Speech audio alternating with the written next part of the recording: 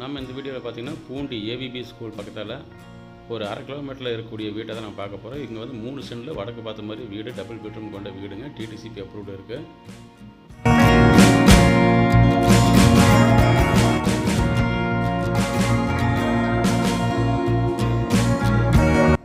Current இல்லாத நேரத்தில் நம்ம போய் இப்போ வீடியோ எடுத்துருக்குறோம். அதனால் கொஞ்சம் ஒரு கிளியரன்ஸ் இருக்குது எல்லாம் இருக்கலாம்.